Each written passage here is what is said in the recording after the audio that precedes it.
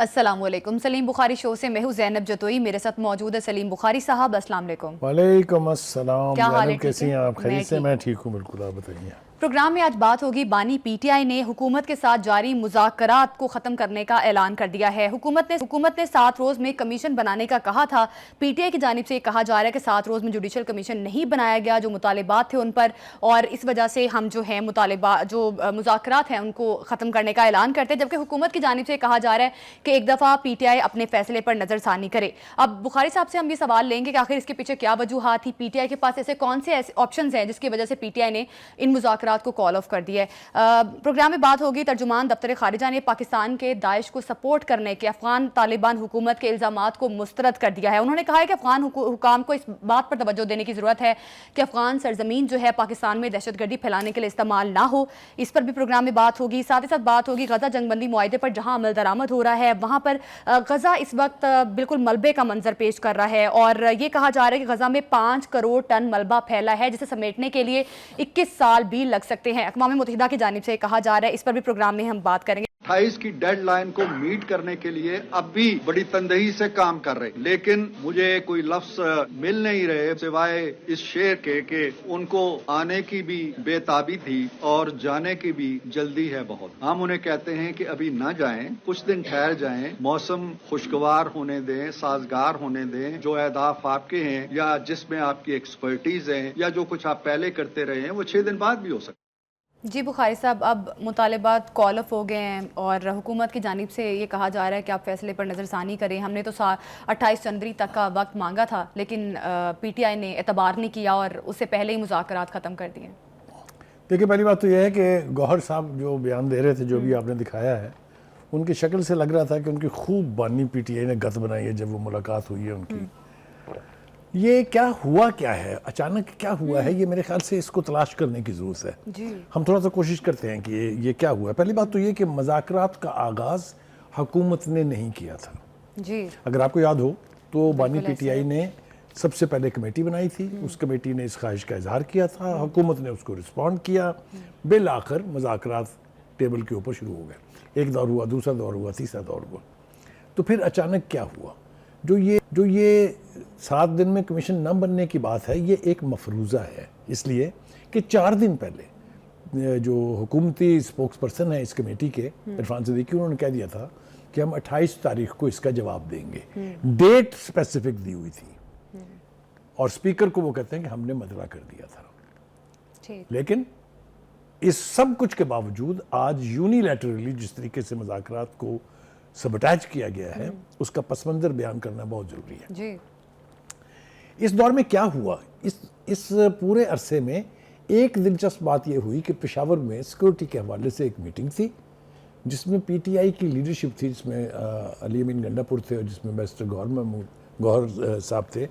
ان کی ملاقات ہو گئی اچانک آرمی چیف سے.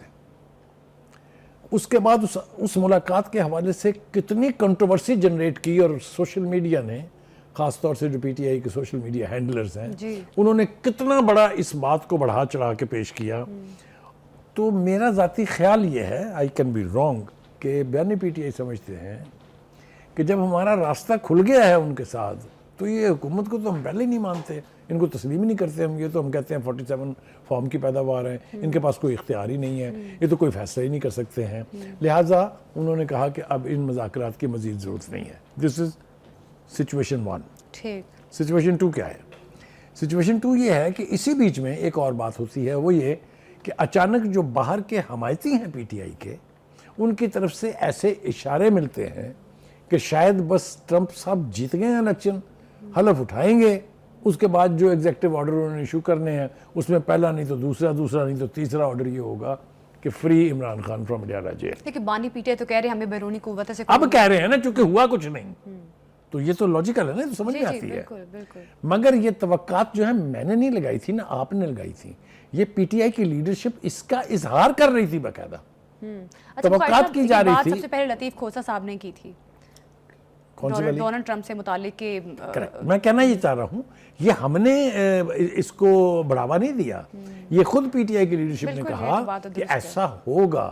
ایک میں نے اپنے پروگرام میں ذکر بھی کیا تھا, میں اس جوکر کا ذکر پھر دوبارہ کرنا چاہتا ہوں جس نے جو ایک NGO چلاتے ہیں, جنہوں نے یہ کہا کہ دوسرے یا تیسرے دن ٹرمپ کی طرف سے ایک ایگزیکٹو آرڈر آئے گا اور عمران خان صاحب جیل سے باہر ہوں گے اور حکومت بنا لیں گے. اچھا, ایک تو یہ دوسری وجہ ہو گئی ٹھیک. کہ باہر کے لوگوں سے امیدیں لگا لی.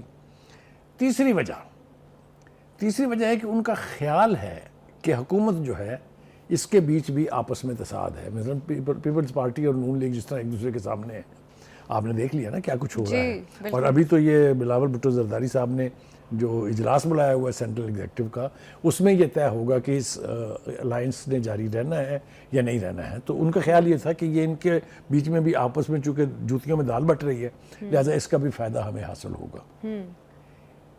کیا ان میں سے کچھ بھی ہونے جا رہا ہے؟ 2 آپشنز تو ایگزاسٹ ہو گئے جی, اب تیسرا آپشن بھی کل نہیں تو پرسوں پتہ چل جائے گا کہ کیا ہونے جا رہا ہے. لیکن مجھے یوں لگتا ہے کہ خود بانی PTI یہ تاثر دینا چاہتے ہیں کہ ہمیں فوکس کرنا چاہیے دوبارہ اسی 0 پوائنٹ پر کہ ہم بات کریں گے ان سے جو طاقتور ہر گئے.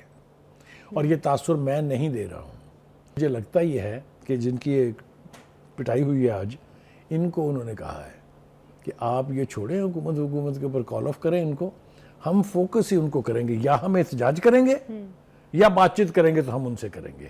اب احتجاج کی باتیں بھی آپ سن رہی ہیں انہی کی زبان سے کہ پھر ہم وہی سب کچھ کریں گے جو ہم نے پہلے کیا ہے.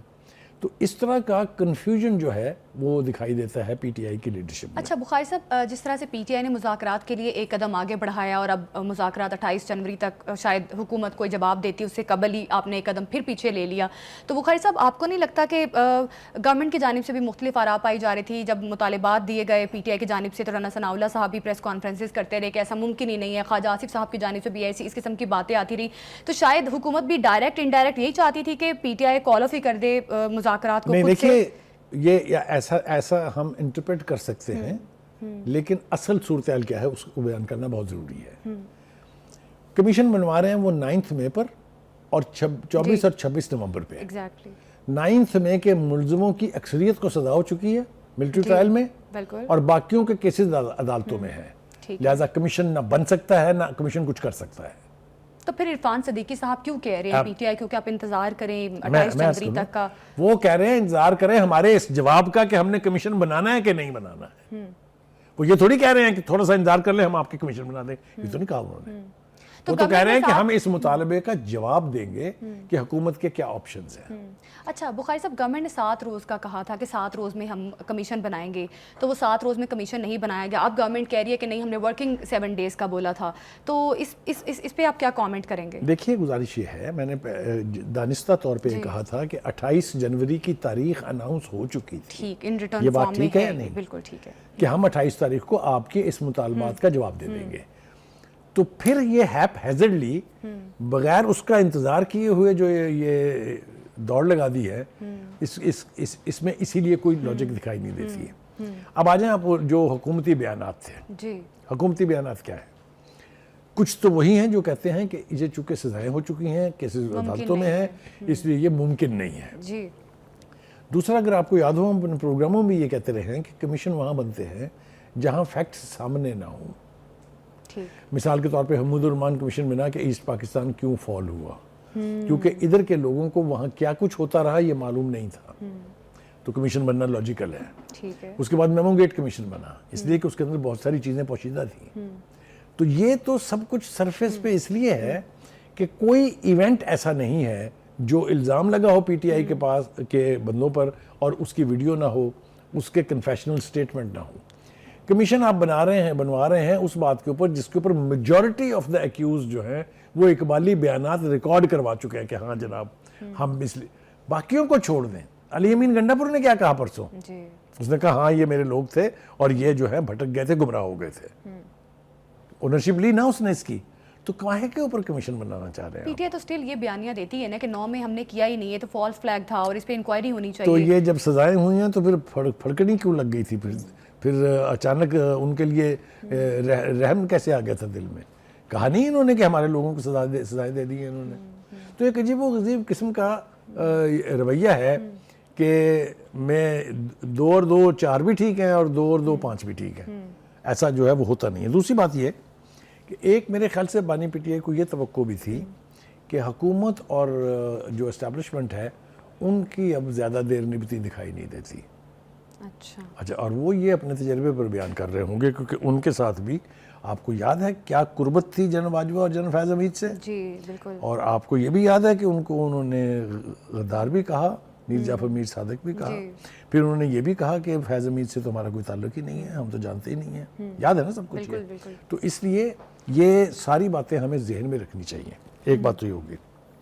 ایک اور بات جو ہے, مجھے یوں لگتا ہے کہ ایک بار پھر بانی پی ٹی آئی اور پی ٹی آئی کی قیادت غلط اندازے لگا کے غلط فیصلے کرنے پر تلی ہوئی ہے.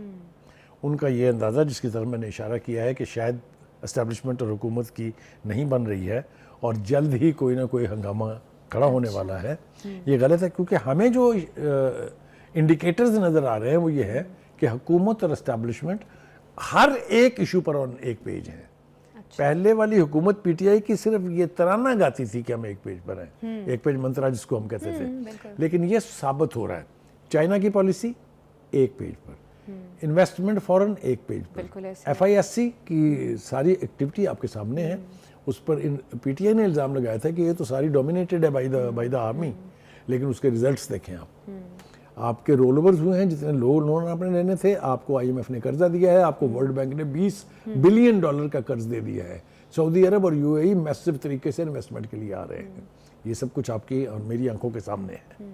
اچھا بخاری صاحب, آپ کو نہیں لگتا کہ دونوں جانب سے جلد بازی کی گئی ہے؟ پی ٹی آئی 28 جنوری کا انتظار کرتی, یا حکومت بھی اس میں کوئی تیسرا راستہ پی ٹی آئی کے لیے نکالتی, بجائے اس کے کہ باہر سے کل کو بیرونی قوتیں انوالو ہوں, جس طرح سے ماضی میں بھی ایسا ہوتا رہا ہے کہ بیرونی قوتیں ہمارے پاکستانی فیصلوں میں انوالو ہوتی ہیں. تو آپ کو نہیں لگتا کہ کہیں نہ کہیں حکومت نے بھی ڈیلے یا حکومت نے بھی کچھ نا امیدی دی ہے پی ٹی آئی کو؟ دیکھیے, میں ایک عرض کروں آپ سے, ایک اور فیکٹر جس کے اوپر بات ہمیں کرنی چاہیے وہ یہ ہے کہ پی ٹی آئی کی لیڈرشپ اور خاص طور سے بانی کی کریڈیبلٹی کیا ہے, کہ یہ اپنی کی ہوئی کون سی بات پر قائم رہیں گے اور کون سی بات سے بھاگ جائیں گے. اس لیے حکومت has always been very very careful in handling P T I and its leadership. مطلب گیو دیم دا مارجن. دیکھیں نا, اب یہ جو مذاکرات کا جو پٹھا بیٹھ گیا ہے, اگر آپ مجھ سے سوال کریں کہ جی بتائیں ذمہ دار کون ہے, تو میں تو ایک شعر ہی پڑھ سکتا ہوں, اس کے جواب میں اندازہ آپ خود لگا لیجئے گا. دامن پر کوئی چھینٹ نہ خنجر پہ کوئی داغ, تم قتل کرو ہو کہ کرامات کرو ہو. جس نے بھی کیا اس نے کمال ہی نہیں کر دی ہے یہ, لیکن وہ ہمارے منہ سے چونکہ باتیں نکل جاتی ہیں اور وہ اچھی نہیں لگتی ہیں, مجھے اس کا اندازہ ہے. لیکن ہماری مجبوری یہ ہے کہ وہ بقول شاعر کے کہ آپ ہی اپنی اداؤں پہ ذرا غور کریں, ہم اگر عرض کریں گے تو شکایت ہوگی. ان کو اگر آئینہ دکھائیں تب ان کو شکایت ہے. میں کہنا یہ چاہ رہا ہوں کہ اس وقت بھی ball is in the court of the P T I, کہ بانی پی ٹی آئی ان مذاکرات کو ابھی بھی بچا سکتے ہیں اور ایک سیاسی راستہ نکل سکتا ہے پی ٹی آئی کے لیے اس ہنگامہ خیز صورتحال سے نکلنے کے لیے. ٹھیک, اگر تاخیر ہوگی تو نقصان حکومت میں بیٹھی ہوئی ہے نا, اسٹیبلشمنٹ ساتھ ہے, اس کو تو کوئی خطرہ نہیں ہے. کس کا نقصان ہوگا؟ اگر جان بوجھ کے یہ نقصان کرنا مقصود ہے تو اس کا نہ حل آپ کے پاس ہے. اچھا بخاری صاحب, ایک طرف تو آپ نے مذاکرات کے دروازے بھی بند کر دیے, دوسری جانب پی ٹی آئی میں اس قدر ڈیوائیڈ آ چکا ہے, آپ کے سامنے ہے. اب شیر افضل مربت صاحب جو ہیں ان کو بھی ڈکلیئر کر دیا کہ یہ پی ٹی آئی کے وکیل نہیں ہے, اور آج ملنے بھی گئے ہیں تو ان کو ملنے نہیں دیا گیا بانی پی ٹی آئی سے. تو اس تبدیلی کو آپ کس طرح سے دیکھتے ہیں؟ یہ تبدیلی اتنی میسو ہے کہ اس کی تفصیل میں جائیں گے تو بہت سے پردہ نشینوں کے نام بھی آئیں گے. کہ ججز بنانے کی جو کمیشن بنانے کی جو بات ہوئی اس میں سے ایک بات رہ گئی تھی کہنی, وہ میں کہنا چاہتا ہوں. کمیشن بنائیں, ججز ساڈی مرضی دے ہوں گے. جب وہ 3 سینئر ترین ججز کی بات کرتے ہیں تو ایک بے وقوف عقل کے اندھے کو بھی سمجھ آ جاتی ہے کس کا نام لے رہے ہیں. سمجھ آ رہی ہے نا آپ کو بھی؟ نہیں آئی. شاید ان کو لگتا ہے کہ موسٹ سینئر وہی ہیں, اس وجہ سے وہ ان کا, اس لیے ان کو آپ وائی ناٹ جسٹ 3 ججز. یہ جو پخ ہے سینئر ترین کی, وہ اسلام آباد ہائی کورٹ میں محسن اختر کیانی صاحب ہے اور وہاں سید منصور علی شاہ ہیں. تو مجھے بتائیں یہ کون سا انصاف ہوگا جی؟ جو پینل بنے یا کمیشن بنے اس کو تو نیوٹرل ہونا چاہیے نا. ایسے ججز ہونے چاہیے جن کی کریڈیبلٹی ان پلیس ہو, جن کے پارٹیزن ہونا ثابت ہے پہلے سے. ان کو کیسے بنا دیں جی ان کا چیئرمین؟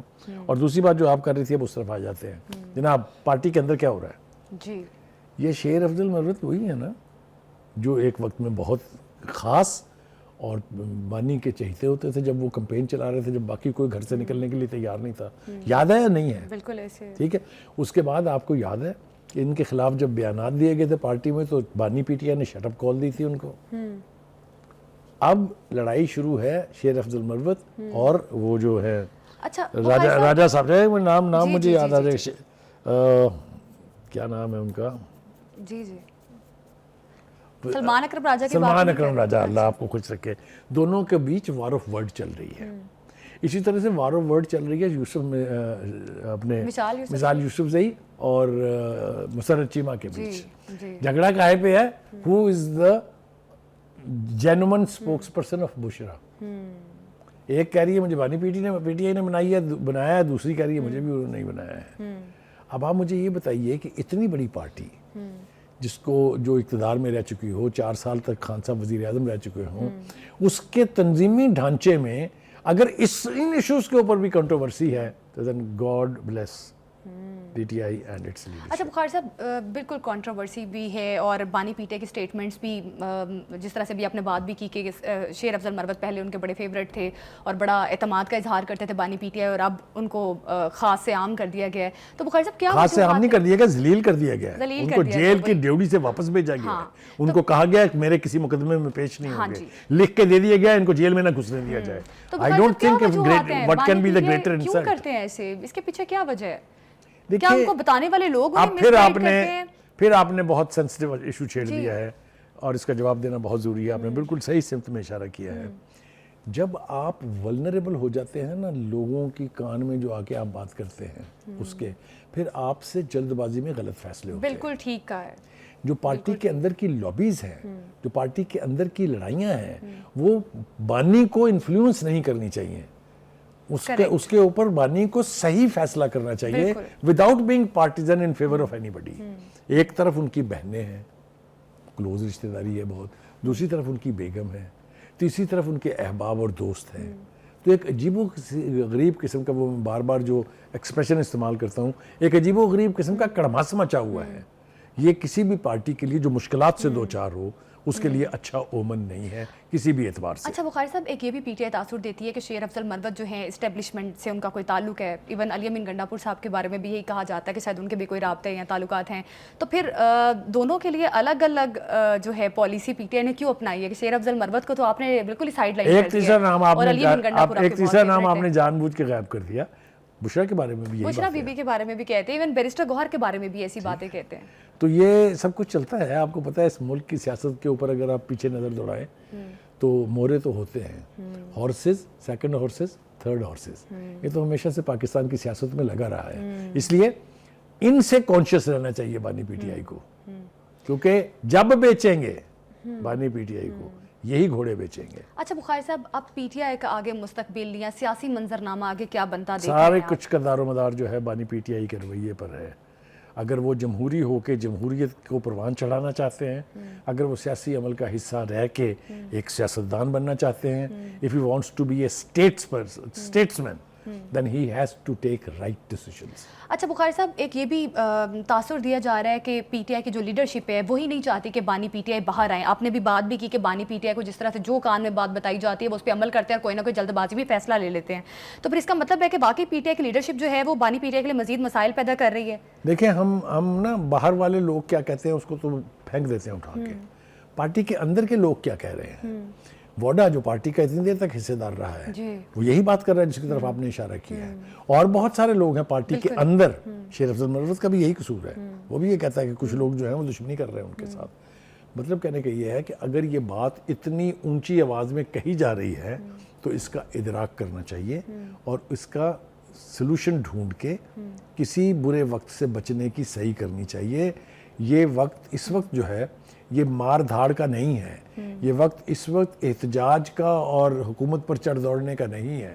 میرے خیال سے صورتحال کا صحیح اندازہ لگا کے سیاسی راستہ اگر آپ اپنائیں گے تبھی آپ کے لیے کسی بہتری کی توقع ہے. بخاری صاحب سیاسی راستہ تو تب اپنایا جا سکتا ہے نا کہ جب آپ کی لیڈرشپ جو ہے اس پہ آپ کو اعتماد ہو, اور جس طرح سے ابھی ہم بات بھی کر رہے ہیں کہ بہت سارے ایسی رہنماؤں پر الزامات ہیں کہ وہ شاید ان کا اسٹیبلشمنٹ سے تعلق ہے یا مختلف قسم کی چیزیں. اب ہم کل بات بھی کر رہے تھے, علیمہ خان صاحبہ کو بھی مشورہ دیا جا رہا ہے کہ وہ پارٹی کو ٹیک اوور کریں.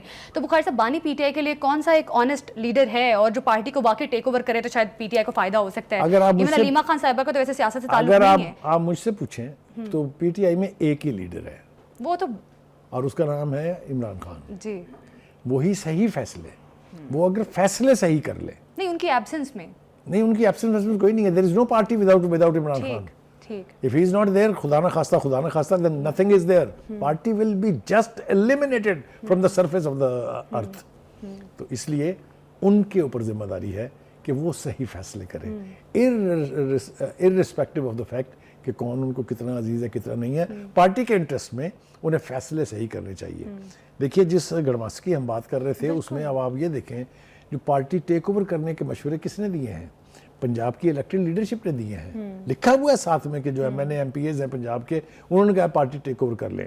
تو کیا پھر یہ الزام ٹھیک نہیں ہے پی ٹی آئی پر کہ بیگم صاحبہ میں اور بہنوں میں ایک عجیب و غریب قسم کی لڑائی چل رہی؟ This is not good for the party.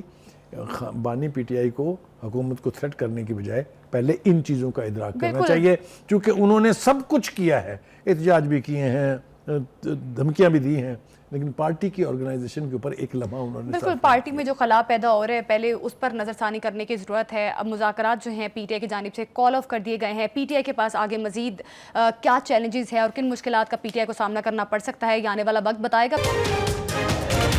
داعش کو سپورٹ کرنے کے افغان الزامات کو دفتر خارجہ نے مسترد کر دیا ہے. بخاری صاحب اب جس قسم کے الزامات لگائے گئے ہیں افغان حکومت کی جانب سے, کس طرح سے آپ دیکھتے ہیں اس چیز کو؟ دیکھیے کچھ ایسے الزامات ہوتے ہیں جن میں کہیں نہ کہیں کوئی جان ہوتی ہے, لیکن کچھ الزامات بالکل ایسے ہوتے ہیں جو ہوا میں آپ اپنا وزن بڑھانے کے لیے لگا دیتے ہیں. داعش کے خلاف پاکستان میں پاکستان کی فوج نے, پاکستان کی افواج نے, پولیس نے, پاکستان کی ایف سی نے کتنے آپریشن کیے ہیں. آپ کو یاد ہوگا لال مسجد والا واقعہ, آپ کو یاد ہونا چاہیے نا.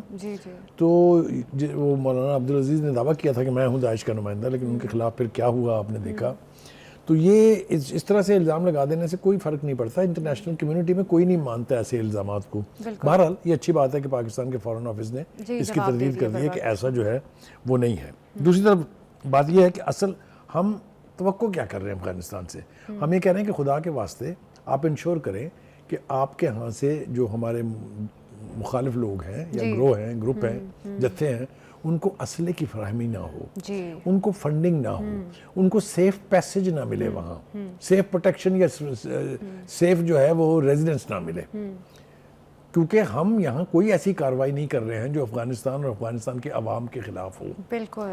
تو ہم آپ سے بھی یہی توقع رکھتے ہیں کہ آپ ایسا کریں. کبھی آپ ان کو اپنا مہمان کہتے ہیں, کبھی آپ کہتے ہیں وہ ہمارے بس میں نہیں ہے, کبھی آپ کہتے ہیں وہ آپ کے لوگ ہیں آپ یہاں سے لے جائیں. یہ سب کچھ ہم نے سن رکھا ہے. بالکل. اور ان کی چیک پوسٹوں کو خوارج جو ہیں وہاں استعمال کرتے ہیں دہشت گردی کے لیے. اور دوسری بات یہ ہے کہ ہم بڑی دیر سے یہ کوشش کر رہے تھے کہ جو افغان یہاں رہتے ہیں, جو ریفیوجیز کے اسٹیٹس پہ, جو اتنے عرصے سے ہمارے مہمان چلے جا رہے ہیں, ہماری میزبانی نہیں ختم ہو کے دے رہی. بہت کوشش کی ہم نے کہ یہ اپنے اپنے ملکوں کو چلے جائیں, یا وہ لوگ جن کو دوسرے ممالک لینا چاہتے ہیں بھائی لے لیں, ہماری جان چھوڑیں. کیونکہ یہ کمیونٹی ایسی ہے جس کے اندر آنے والے لوگ جو دہشت گرد ہوں یا جو نیگیٹو یعنی پلانز رکھتے ہوں وہ کھپ جاتے ہیں ان کے اندر, پتہ نہیں لگتا, آپ ڈسٹرکٹ نہیں کر سکتے کہ کون کون ہے. تو ہماری یہ بھی بڑی کوشش رہی ہے, ہوپ فلی پاکستان گورنمنٹ اس میں کامیاب ہو جائے گی. اب اچھا اب ہم یہ باتیں ہوا میں بھی نہیں کر رہے. ابھی 22 اور 23 جنوری کی رات کو پھر دراندازی ہوئی ہے پاکستان کے بارڈر, پاکستان افغان بارڈر سے, جس میں 6 جو خوارج ہیں وہ ہلاک کر دیے گئے ہیں. تو یہ جو فریکوینٹ انکرشنز ہیں پاکستان کے اندر تھرو پاک افغان بارڈرز, یہ بھی یقینی طور پہ پریشانی کا باعث ہے اور نہیں ہونی چاہیے یہ پریشانی ہمیں. ٹھیک ہے جی. دوسری بات یہ کہ ہم افغانستان کی حکومت سے یہ کہہ رہے ہیں کہ آپ اس بارڈر کو کنسولیڈیٹ کریں. یہ بارڈر اتنا ولنریبل نہیں ہونا چاہیے کہ جس وقت جس کا دل چاہے وہ کسی نہ کسی راستے سے پاکستان میں. بالکل. بخاری صاحب مسلسل دراندازی کی جا رہی ہے جس طرح سے, اور دہشت گردی کے عناصر کو ہوا دے رہی ہے افغان حکومت. آپ کو نہیں لگتا کہ جو افغان تاجر ہیں ان کے لیے بھی مشکلات پیدا ہو رہی ہیں, وہاں کے افغان عوام جو ہے ان کے لیے بھی مشکلات پیدا کر رہی ہے طالبان حکومت؟ میں آپ کو یہ بتاؤں کہ جب ہم نے بارڈر بند کیا تھا, اگر آپ کو یاد ہو, جب بہت کچھ یہ ہونے لگا تھا تو وہاں کے تاجروں کی چیخیں نکل گئی تھی. 3-3, 4-4 میل لمبی لائنیں لگ گئی تھی ٹرکوں کی جو اپنا سارا سامان اور پھل فروٹ یہاں بیچتے ہیں. ان کی منڈی پاکستان کے علاوہ اور کوئی ہے ہی نہیں. ایران میں تو ان کو پذیرائی کسی طرح کی بھی نہیں ہے نا, تو اس لیے اپنا نقصان کرتے ہیں نا جب اس طرح کی صورتحال جو ہے. اب آپ دیکھیے وہ جو اسلحے کی کھیپ پکڑی گئی ہے, جو ٹرکوں کے اندر چھپ کے اسلحہ آیا ہے, ٹرکوں میں اس قسم کی گنجائش بنانے کے لیے وہ ٹرک وہیں تیار ہوئے, وہیں ان میں اسلحہ لادا گیا اور وہی آ کے یہاں پاکستان میں پاکستان کے عوام کے خلاف استعمال ہونا تھا. بخاری صاحب, کشیدگی جس طرح سے بڑھتی جا رہی ہے, آگے افغان اور پاکستان کے کیا تعلقات آپ دیکھ رہے ہیں؟ دیکھیے, پاکستان کو کبھی بھی یہ خواہش نہیں تھی کہ ہمارا جو ویسٹرن بارڈر ہے یہ کسی بھی طرح سے ہاٹ ہو. ہم تو ایسٹ سے ہی نہیں بھگت پا رہے ہیں, تو اب ویسٹرن جو بارڈر جو ہے وہ اگر ہاٹ اپ ہوگا تو ہماری مشکلات تو بڑھیں گی, لیکن ہم اس کو الاؤ تو نہیں کر سکتے نا کہ آئیں جی آئیں آپ آگے اور ہمیں ماریں, ہمارے خلاف اسلحہ استعمال کریں.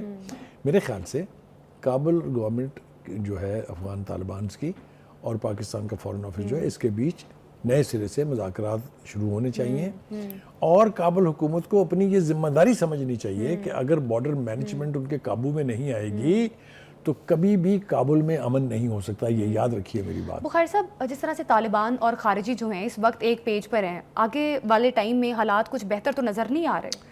دیکھیے, ابھی ایک نئی ڈیولپمنٹ ہوئی ہے, آپ نے دیکھا ٹرمپ نے حلف اٹھاتے ہی کیا کہا ہے کہ ہم اپنا اسلحہ واپس لائیں گے, اور جب وہ یہ کہہ رہی ہے سپر پاور, تو پھر کیا تباہی مچے گی اور کیا طوفان اٹھے گا وہاں پر, اس کا آپ اندازہ کر لیں. تبھی پتہ لگے گا ٹرمپ صاحب کو بھی کہ ہاؤ امپورٹنٹ از پاکستان. آپ سمجھ رہے ہیں نا میری بات. تو اس وقت ضرورت یہ ہے اس بات کی ہے کہ طالبان حکومت اپنی ذمہ داری کا احساس کرے. پاکستان کے ساتھ تعلقات کو بہتر کرنا افغان عوام کے حق میں ہے. ہمیں اس کا کیا فائدہ ہوگا یہ بھی ایک بہت بڑا سوالیہ نشانہ ہوگا یقینی طور پہ, لیکن سب سے زیادہ فائدہ ہوگا افغانستان از اے لینڈ لاک کنٹری. بالکل, ان کا ٹریڈ بھی ہمارے ساتھ ہے, اور جو انہوں نے انڈیا کے ساتھ ٹریڈ کرنے کے لیے جو ایگریمنٹ کیا تھا وہ بھی پیسج ہم نے دینا ہے, وہ بھی براہ راست نہیں جا سکتا ان کو. بخاری صاحب, جس طرح سے طالبان حکومت کے پاس جو اسلحہ ہے, جس طرح بھی اب ڈونلڈ ٹرمپ کی بات بھی کر رہے تھے, انہوں نے حلف برداری کے وقت یہ کہا تھا کہ ہم اپنا اسلحہ بھی واپس لے کر آئیں گے افغانستان سے, تو کیا لگتا ہے ڈونلڈ ٹرمپ اس پہ عمل درآمد کریں گے یا صرف ایک سٹینڈرڈ سٹیٹمنٹ ہے کہ ہم ایسا کریں گے؟ کس طرح سے کریں گے, کیونکہ جس طرح سے $40 بلین بھیجتے ہیں آپ, تو اس سے تو ایسا نہیں لگتا کہ آپ بآسانی اس فیصلے پر عمل درآمد کریں. دو اس کے, ایک تو یہ کہ ٹرمپ نے جتنے فیصلے کیے ہیں ان میں سے بہت سے کے اوپر فوری طور پر عمل درآمد شروع ہو گیا ہے. اور دوسری بات یہ ہے کہ افغانستان سے اسلحہ لینے کے لیے کئی ٹولز ہیں امریکہ کے پاس. امریکہ کتنے $1 بلین کی ایڈ دیتا ہے افغان گورنمنٹ کو, آپ کو اندازہ نہیں ہے اس کا. اگر وہ سکیز کر لے تو اکانومی جو ہے وہ زمین بوس ہو جائے گی. تو جب وہ ٹرمپ نے یہ کہا ہے تو اٹ مینز اے لاٹ. میں وہی کہہ رہا ہوں کہ وہ تو جب آئے گی صورتحال تو دیکھی جائے گی. آپ کم از کم اپنے امیجیٹ بارڈر ملک کے ساتھ تو دوستی کر لیں. ان کے ساتھ تو آپ کی دوستی صدیوں کے اوپر محیط ہے, صدیوں پر نہیں تو پاکستان بننے کے بعد دہائیوں پر تو ہے ہی موجود نا. تو میرے خیال سے دونوں طرف سے اس طرح کے اقدامات کیے جانے چاہیے کہ یہ ٹینشن کم ہو. نہ افغانستان افورڈ کر سکتا ہے نہ ہی ہم افورڈ کر سکتے ہیں. لیکن ایک بات جو ہے وہ ظاہر ہو گئی ہے کہ اگر ہماری وجود کو خطرہ ہوگا تو پھر نہ کوئی دوستی ہے نہ پھر کوئی افغان اور پاکستانی ہے. ہم اپنے بارڈر کا تحفظ کرنا جانتے ہیں, ہم یہ ثابت کر چکے ہیں. ہم نے کہا تھا یہ کہ ہم چیز کریں گے ان کو, جو گروپ آ کے پاکستان میں کارروائی کریں گے, ہم نے کر کے دکھا دی ہے. I think that was a very clear signal and message to the Afghan government. اچھا بخاری صاحب, جس طرح سے ڈائنامکس چینج ہوئے ہیں, ہم نے دیکھا کہ بنگلہ دیش اور پاکستان کے تعلقات میں کافی حد تک بہتری آئی ہے, اور وہاں پہ بالکل افغان اور بھارت اپنے تعلقات بہتر کرنے کی کوشش کر رہا ہے وہاں افغانستان کے ساتھ. تو آپ کو لگتا ہے کہ بارڈر پہ معاملات جو ہیں وہ بہتر ہو سکتے ہیں جس طرح سے یہ ساری ڈائنامکس چینج ہوئی ہے اور جو صورتحال بنتی نظر آ رہی ہے؟ پہلی بات تو یہ ہے کہ ہندوستانی حکومت پاکستان کے دشمن سے دوستی کر کے اپنی کمیونٹی کا اظہار تو کر رہی ہے, لیکن they do not trust Afghans.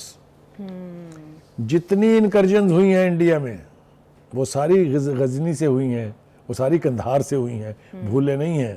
ہندو بنیا جو ہے نا اس کی یادداشت بہت تیز ہوتی ہے, وہ اتنا کمینہ دشمن ہے کہ بھولتا نہیں ہے. اس لیے وہ تو چاہتے ہیں, میں آپ کو ایمانداری سے کہوں کہ جو ہارڈ کور تھنکرز ہیں انڈیا کے, وہ تو دعائیں کرتے ہیں پاکستان کی سلامتی کے لیے, اس لیے کہ یہ بیچ میں بفر زون ہے. اگر یہ بارڈر ڈائریکٹ ہو گیا افغانستان کے ساتھ، ذرا سوچیں کیا ہوگا.